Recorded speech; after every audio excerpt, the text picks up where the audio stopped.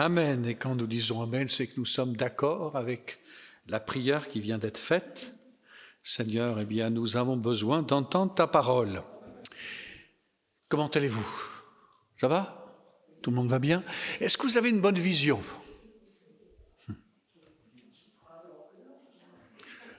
Ça c'est. Vous savez que c'est quelque chose que parfois on devrait faire attention. On ne sait pas toujours si on a une bonne vision. Je me souviens lors d'une pastorale, il y a environ une vingtaine d'années, nous étions encore sur Dieppe à l'époque. J'étais secrétaire de région et je devais au début de nos travaux faire la lecture du compte-rendu. Et j'avais pris ma feuille, je lisais mon compte-rendu.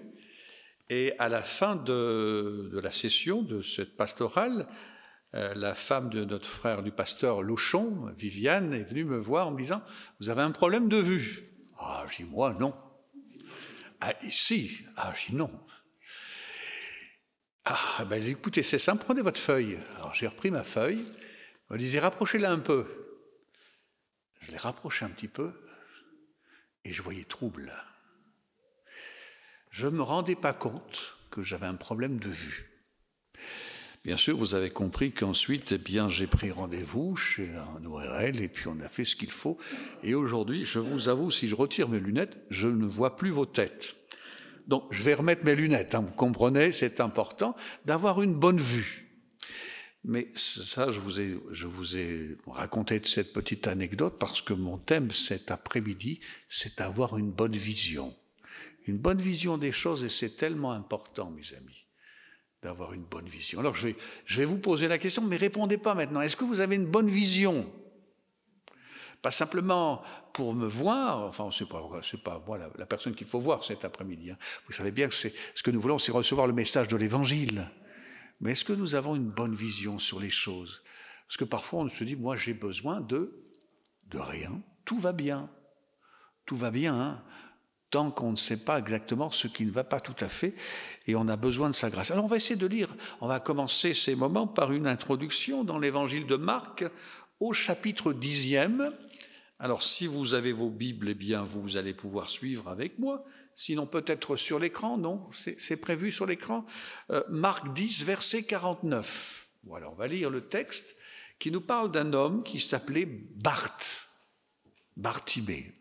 Peut-être vous avez entendu parler de Barth. Les enfants, je sais qu'il doit y avoir quelque chose qui s'appelle Barth dans les histoires d'enfants, mais ce n'est pas le même Barth. Hein. Là, c'est le Bartimée de la Bible. Il est dit, ils arrivèrent à Jéricho. Attendez, on va commencer au verset 46. Oui, si c'est possible. Hein. Voilà, je vais le lire avec vous. Ils arrivèrent à Jéricho. Jésus et ses disciples sortaient de la ville, accompagnés d'une foule nombreuse. Bartimée, fils de Timée, un mendiant aveugle, était assis au bord du chemin. Lorsqu'il entendit que c'était Jésus de Nazareth, il se mit à crier « Jésus, fils de David, aie pitié de moi !»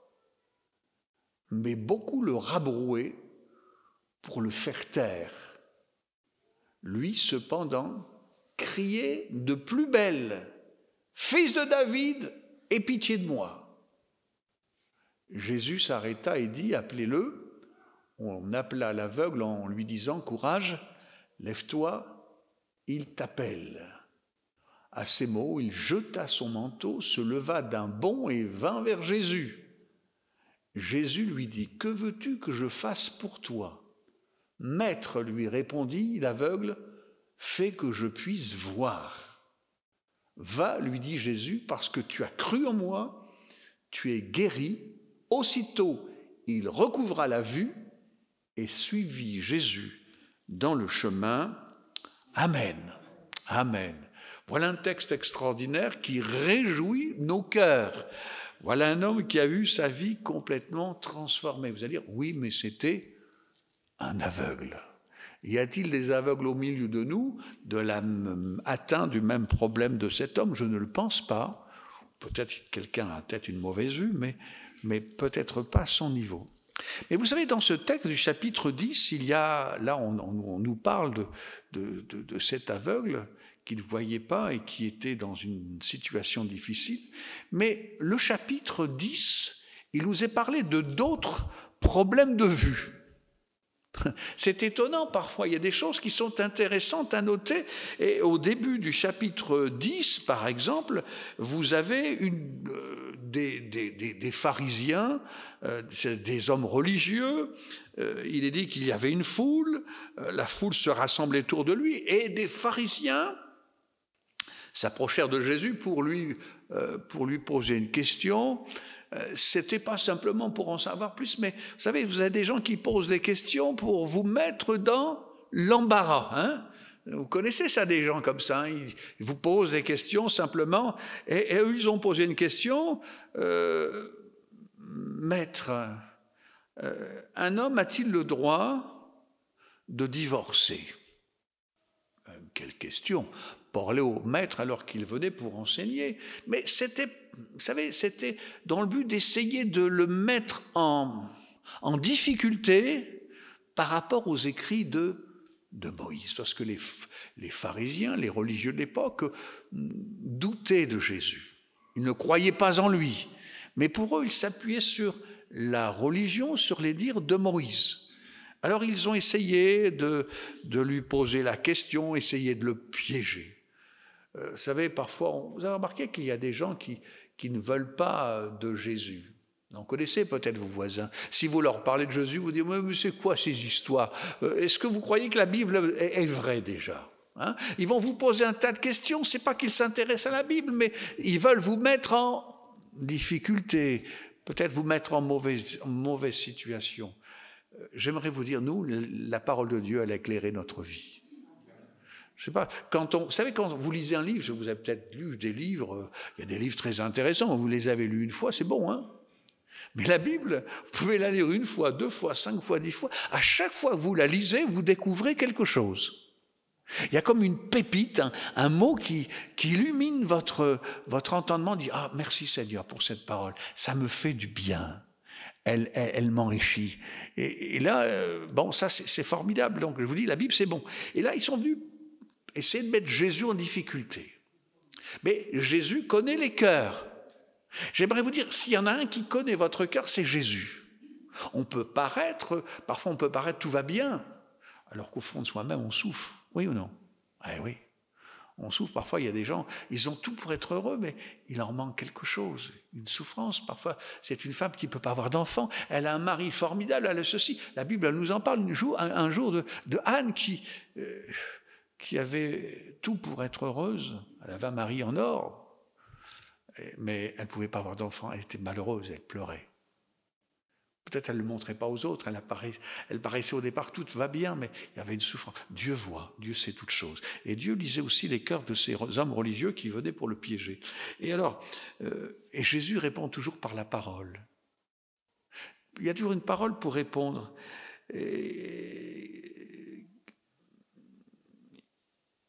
Moïse, leur répondit-il, a permis de divorcer de sa femme à condition de lui donner un certificat de divorce.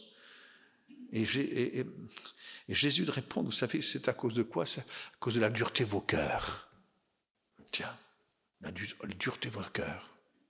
Parce que Jésus dira, c'était pas cela au début. Parce que Dieu a créé l'être humain, homme et femme. Un homme, une femme. Et il cite ce verset, c'est pourquoi l'homme quittera son père et sa mère, s'attachera à sa femme, et les deux ne deviendront plus qu'un. Ils ne font plus deux, mais ils font un. Et quand quelque chose fait un, est-ce qu'on doit les séparer? Mais c'est à cause de la dureté de vos cœurs. Vous savez, les religieux de l'époque, ils voulaient se séparer de leur femme, parce qu'elle était un peu trop vieille, parce qu'elle avait ceci, ou elle faisait peut-être pas assez de bons gâteaux, ou pas assez bien manger. Ils voulaient se séparer d'elle pour en trouver de mieux. Mais il y avait la dureté de leur cœur. Eux, ils étaient durs. Et Jésus dit non, c'est pas ça, parce que ce que Dieu veut, c'est que l'être humain, l'homme soit, et sa femme ne forment qu'un. Ça, c'est ça la volonté de Dieu. Dieu veut bénir le foyer. Et quand vous lisez les évangiles, vous verrez, la parole de Dieu, elle est extraordinaire. Regardez dans un couple si on fait ce que Jésus a dit. La Bible dit, Jésus a dit la parole de Dieu nous dit que la femme doit être soumise à son mari. Je suis sûr que toutes les femmes sont soumises à leur mari. À un mari qui fait ce que la Bible dit, c'est-à-dire La Bible dit que l'homme, il doit aimer sa femme comme Christ a aimé l'Église, c'est-à-dire il s'est donné entièrement pour elle. Mes sœurs, si votre mari fait tout pour vous, est-ce que c'est facile ou est-ce que c'est dur d'être soumise à un mari comme ça? Hein? C'est formidable d'avoir un mari qui fait tout pour sa femme. Parce qu'il y a cette osmose. Et c'est ce que Dieu veut. Dieu veut que le couple soit heureux, qu'il y ait une harmonie, une complémentarité. Vous savez, si vous interrogiez ma femme, on ne va pas le faire, hein, mais vous verriez qu'elle est différente de moi. C'est mon complément. Et Dieu me l'a donné. Je suis convaincu. C'est Dieu qui l'a choisi pour moi. Parce que Dieu me connaissait. Moi, je me connaissais quand j'étais jeune. Je ne me connaissais pas bien. Mais Dieu me connaissait. Et Dieu savait celle dont j'avais besoin, afin qu'on soit unis ensemble. Et ce que Dieu veut pour l'homme et la femme, c'est qu'ils soient unis. Mais vous savez que parfois, nous, on manque de vision, on ne voit pas clair. On dit pourquoi ceci, pourquoi cela, mais est-ce que vous voudriez dire, Seigneur, éclaire-moi, donne-moi une bonne vision, afin que je puisse voir comme toi. On ne va pas chercher vous me permettez l'expression, on ne va pas aller chercher les poux chez l'autre, hein. La femme ne va pas aller chercher les poux dans la tête de son mari, et vice-versa, non. On va chercher le bien de l'autre. Et quand on vit cela, c'est d'avoir la bonne vision. Est-ce que nous avons une bonne vision? Donc c'était le premier exemple, c'était les pharisiens. Le deuxième, c'est même les disciples de Jésus. Alors des disciples, vous voyez, des gens qui suivent Jésus depuis quelques années, ils sont en train de l'entourer, ils voient Jésus faire des choses formidables, et il y a quelque chose qui se passe, et quand Jésus passait quelque part, il y avait foule, il y avait du monde. Et il y avait des besoins des malades, des hommes, des femmes.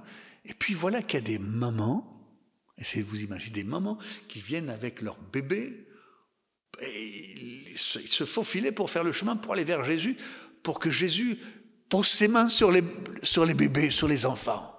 C'est beau, hein? Ça, c'est le cœur d'une maman. Une maman, qu'est-ce qu'elle veut? Le meilleur pour ses enfants, oui ou non? C'est ça qu'on veut, qu'ils soient bénis de Jésus, parce qu'ils sentaient. Et qu'est-ce que font les disciples? Non, c'est pas pour vous, c'est pas pour vous, c'est pas pour vous. Ils voulaient faire barrage. L'Écriture, si vous lisez les textes, vous verrez, la Bible dit, Jésus fut indigné. Jésus fut indigné. Jésus, elle dit, laissez venir à moi les petits-enfants. Et parce que Jésus dira même que la vie éternelle est pour ceux qui le ressemblent. D'avoir un cœur comme un enfant, vous savez, un jeune enfant, il est pur. Lui, il veut le meilleur, il croit. Et le Seigneur nous demande d'avoir cette foi comme un enfant. Vous avez remarqué, les disciples se sont trompés. Ils voulaient bien faire, et ils ont mal fait. Vous avez remarqué que parfois ça nous arrive de vouloir bien faire. Oui. Et on fait mal.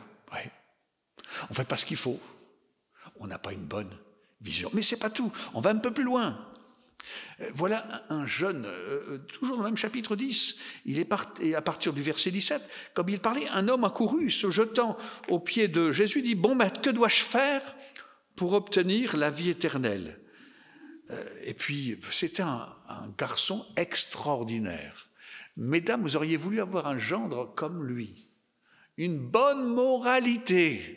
Une bonne moralité. Et quand Jésus dira, bien, tu connais les commandements, et il dira, oui, je connais les commandements, tu ne commettras pas de meurtre, tu ne commettras pas d'adultère, ne vole pas, ne porte pas de faux témoignages, ne fais de tort à personne, honore ton père et ta mère. Jésus a cité tous ces commandements. Il a dit, j'ai appliqué tout cela depuis ma jeunesse. Voilà un homme qui s'appliquait à vivre d'une bonne manière. Il avait des bons sentis, il avait des choses formidables. Peut-être comme vous cet après-midi. Parce que si vous êtes venu, c'est parce que vous cherchez quelque chose de vrai. Vous avez envie de marcher avec Dieu, il y a quelque chose qui bout dans votre cœur. Et cet homme, il est là, il dit oui, qu'est-ce que je dois faire pour te... Alors Jésus dira, il te manque une chose. Ah bon? Je voudrais savoir ce qui me manque. Et Jésus dit, vends tout ce que tu as et suis-moi. Et cet homme, vous savez, imaginez-vous que vous n'avez rien. Vends tout ce que tu as et suis-moi. C'est facile. Mais cet homme, il avait de grands biens. Et voyez-vous, il était taché. La première chose qu'il retenait sur cette terre, ce qui était le plus important pour lui, c'était ses biens, son argent. Aujourd'hui, on aurait dit, tous les jours, il regarde le cours de la bourse pour savoir si les actions, ils montent ou ils baissent, hein, les cours de ceci, de cela.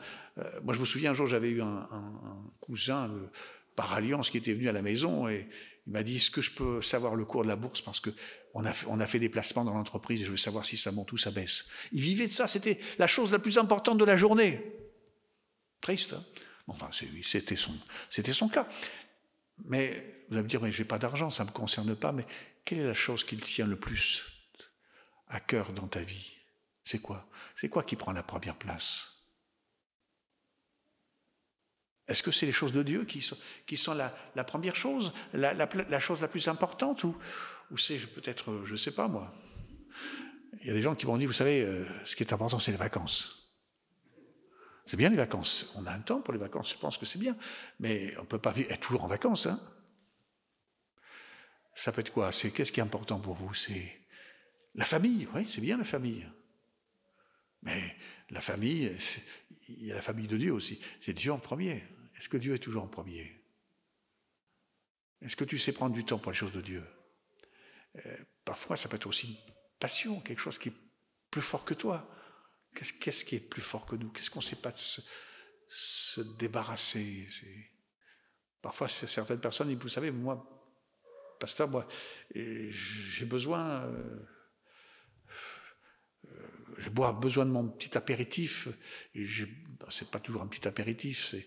Parfois, il y a un lien avec l'alcool. Peut-être un lien avec le tabac, peut-être avec les drogues, la pornographie, je ne sais quoi, des choses qui sont là.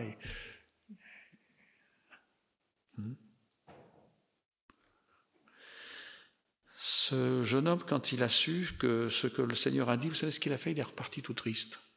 J'aimerais que vous ne partiez pas tout triste cet après-midi. Mais le Seigneur voudrait que vous soyez délivrés, que vous puissiez partir libérés. Que ce que nous croyons que Jésus libère, Jésus guérit, Jésus baptise, Jésus revient, mais c'est une réalité cela. C'est possible aujourd'hui. On va plus loin encore dans notre libération. Il y avait aussi deux disciples, des proches de Jésus, Jacques et Jean. Jacques et Jean, ils sont étonnants, ces gens. Vous savez ce qu'ils font? Jésus annonce sa mort. Il précise que sa mort est prochaine. Il y a quelque chose qui l'attend. Il y a une place. Il parle de l'avenir. Et la seule chose qu'ils disent, Seigneur, on voudrait une place d'honneur au moment où, quand tu seras là-haut. On voudrait t'assurer d'une place d'honneur. Je me suis dit, mais c'est n'importe quoi ce que vous demandez. C'est pas ça le plus important. Nous savons qu'une place nous est préparée là-haut. Enfin, quelques-uns disent oui, amen. Donc je crois qu'il y en a 2, 3 qui croient encore que Jésus vient venir nous chercher. Non, ça c'est la foi des chrétiens. Mais on ne cherche pas une place d'honneur. Vous cherchez des places d'honneur, vous? Être en avant, non.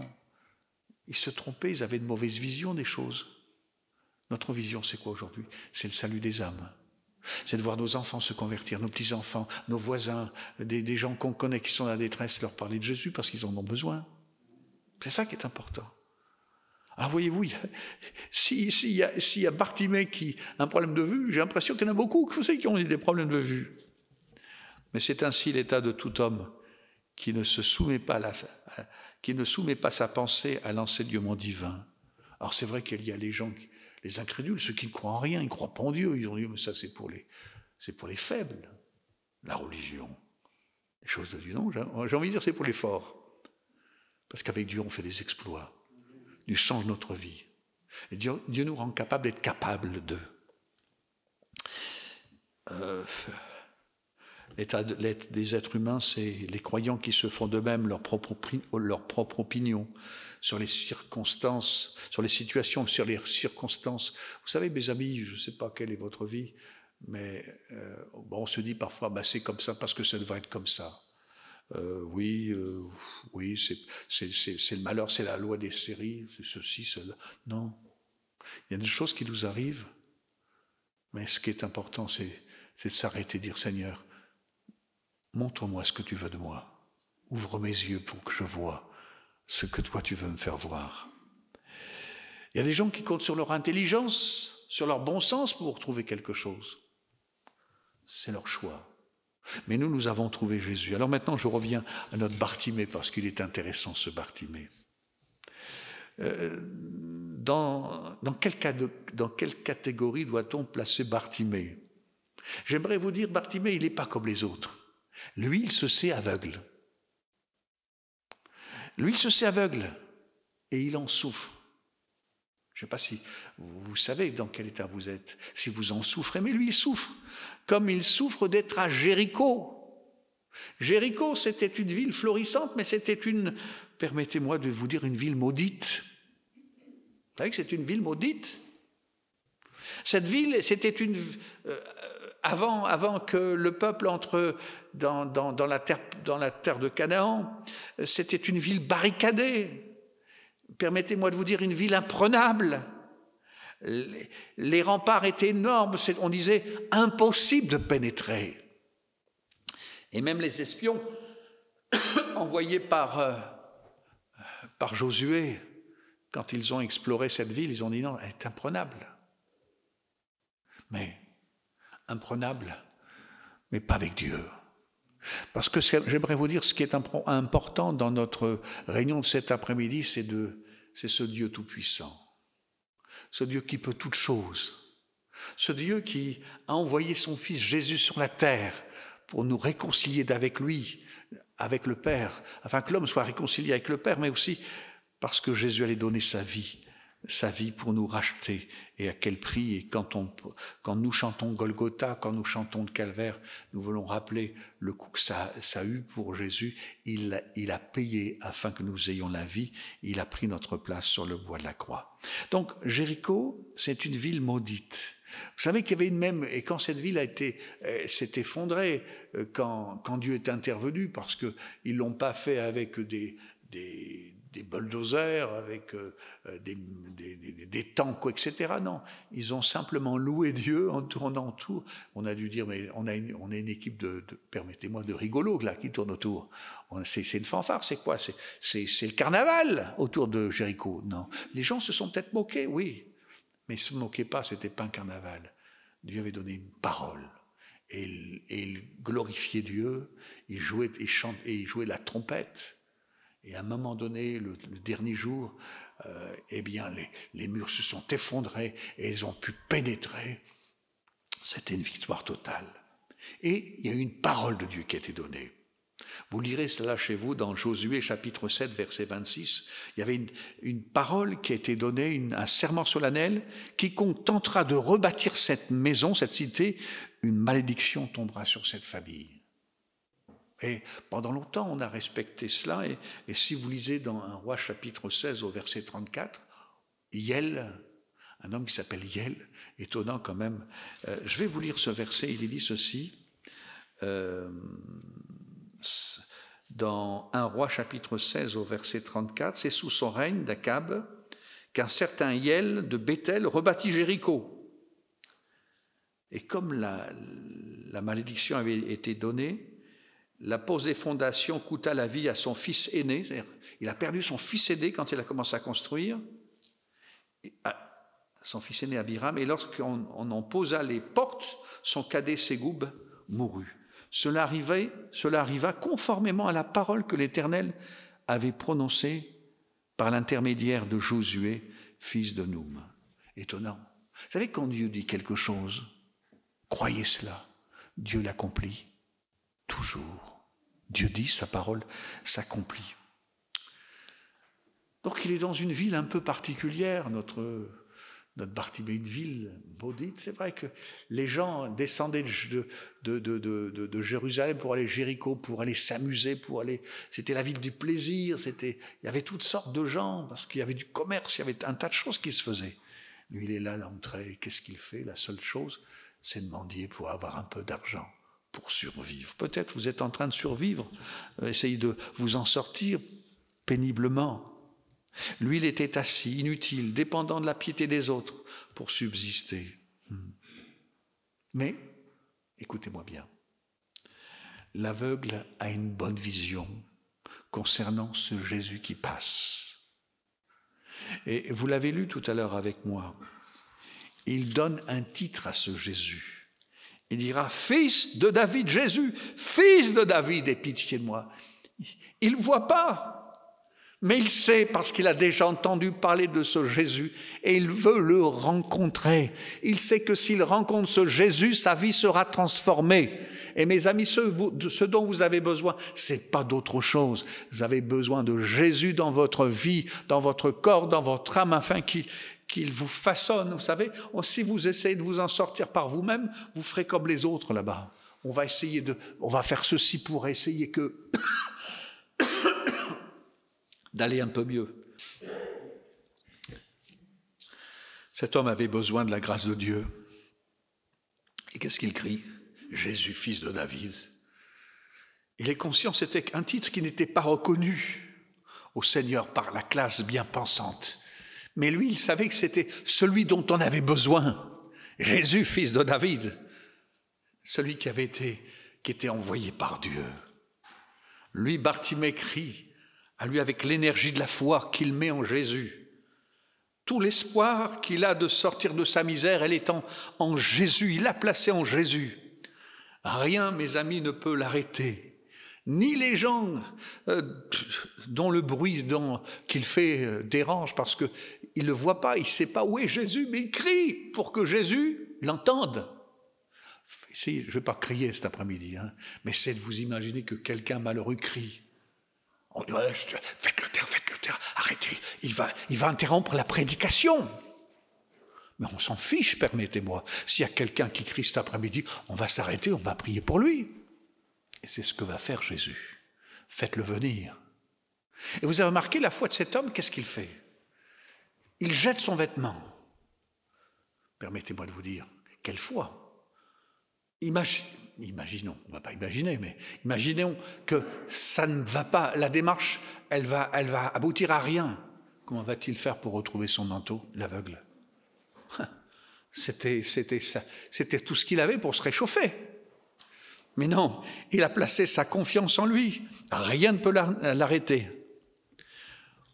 Voyez-vous, mes amis, ce livre appelé la parole de Dieu, lu et médité avec le secours du Saint-Esprit, peut nous donner une bonne vision concernant toute chose.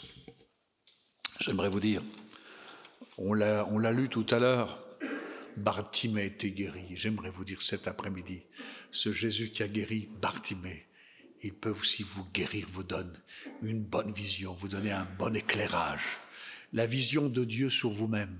Est-ce que vous voudriez que vous ayez la vision de Dieu sur vous-même, sur votre situation, la vision de Dieu sur le monde? On en a besoin de savoir qu'est-ce que Dieu pense sur tout ce qui se passe autour de nous.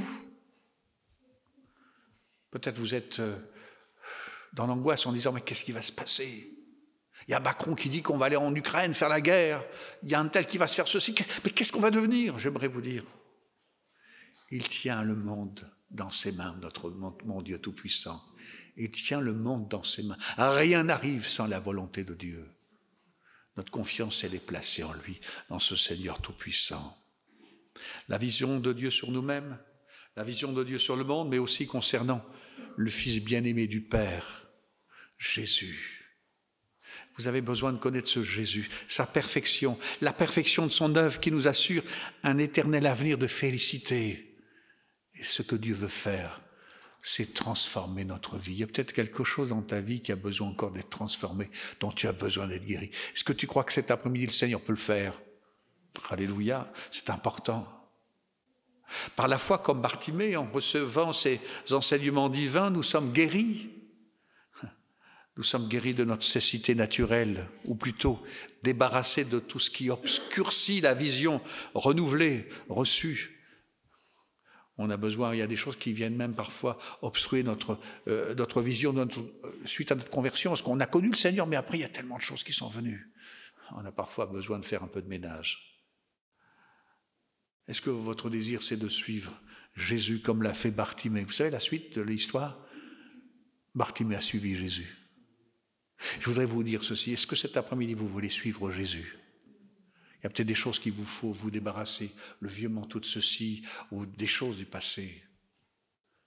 Est-ce que vous voulez qu'on demande à Dieu sa grâce et qu'il vienne nous sauver, nous délivrer?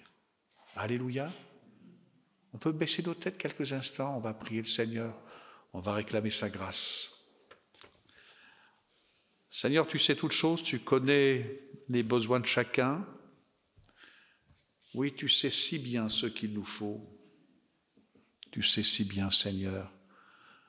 Je te demande, Seigneur, dans ta grâce, de nous venir en aide. Seigneur, tu passes cet après-midi. Tu es là dans ce lieu et je crois que si un malheureux cri de l'Éternel entend et le délivre. Peut-être quelqu'un qui a besoin de ta grâce dans un domaine de sa vie. Seigneur, que tu renouvelles sa vision, que tu l'aides à entrer pleinement dans ce que tu as réservé.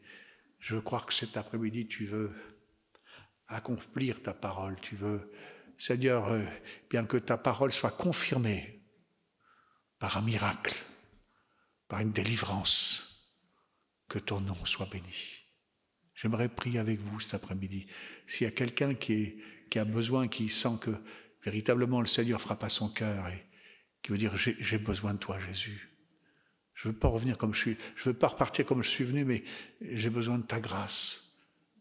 J'ai besoin d'une bonne vision, j'ai besoin de saisir ta main puissante.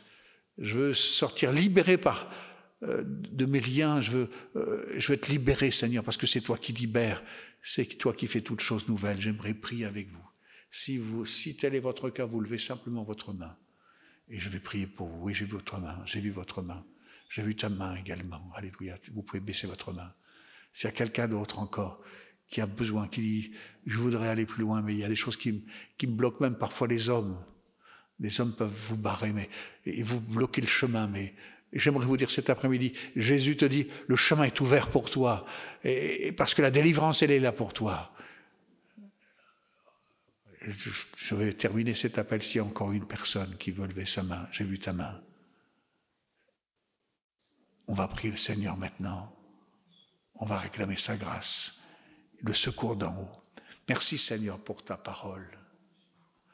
Merci parce que Seigneur, encore aujourd'hui, tu parles à des cœurs. Et quand tu parles à des cœurs, c'est pas en vain, Seigneur. Si tu annonces une bonne nouvelle, c'est que cette bonne nouvelle est à portée de main. Parce que tu as tout accompli pour nous afin que nous soyons sauvés parfaitement. Alléluia, je te prie pour mes amis qui ont levé leurs mains, Seigneur. Maintenant, Seigneur, répands ta paix en eux. Seigneur, répands, Seigneur, ta bénédiction et réclame ton secours. Bien, tu leur donnes maintenant, Père, dans le nom de Jésus et pour ta seule gloire. Amen. Amen. Alléluia.